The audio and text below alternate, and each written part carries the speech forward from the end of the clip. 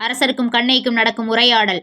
அரசே அரசே, நம் அரண்மனை வாயிலின் முன் அழுத கண்களோடும் தலைவிரி கோலத்தோடும் ஒரு பெண் வந்து நிற்கிறாள். அப்படியா?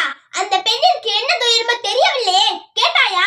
கேட்டேன் மன்னவா, அதை பற்றி உங்களிடம்தான் கூற வேண்டும் என்று சொல்கிறாள். அவள் உங்களிடம் நீதி கேட்டு வந்திருப்பதாக தெரிகிறது. சரி, அந்த பெண்ணை உள்ளே அனுப்பு. ஆன்றோர்களும் சான்றோர்களும் நிறைந்திருக்கும் அவையிலே நடுநாயகமாய் மன்னர் வீற்றிருக்க அரசவைக்குள் நுழைகிறாள் கண்ணகி. இளங்கொடி போட்ட பெண்ணே, நீ யார்? அழுத கண்களோடு எம்மை காண வந்ததன் காரணம் என்ன? உனக்கு என்ன வேண்டும்?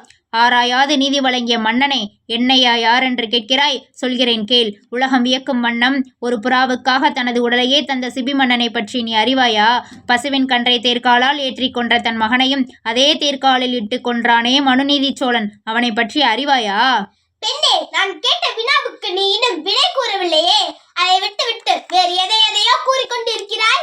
இழப்பின் அருமை தெரியாத மன்னனே, எனது நிலை அறியாமல் தானே இப்படி பேசுகிறாய்? நான் இதுவரை கூறிய பெருமை மிக்க சோழ மன்னர்கள் வாழ்ந்த புகார் நகரமே எனது ஊர். அவ்வூரில் பழியில்லா சிறப்பினை உடைய புகழ்மிக்க மாசாத்துவான் என்பவனின் மகனாகிய கோவலன் என்பானின் மனைவி நான். எனது பெயர் கண்ணகி. ஓ, இப்போது புரிகிறது. கல்வன் கோவலனின் மனைவியா நீ?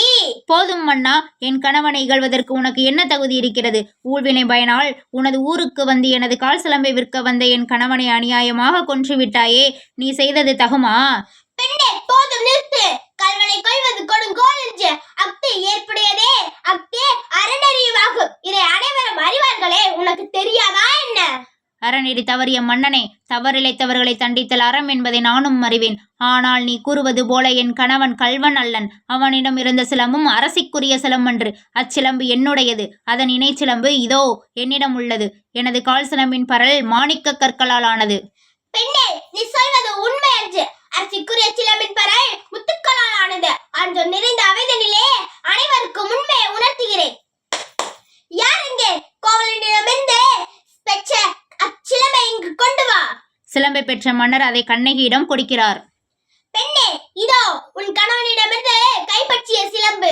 நீதி தவறாதவன் என்று போற்றப்படும் மன்னனே, ஒரு தவறும் செய்யாத என் கணவனை கொன்றது உனது அறநெறிக்கு இழுக்கு என்று இதோ மெய்ப்பிக்கிறேன். இங்கே பார்.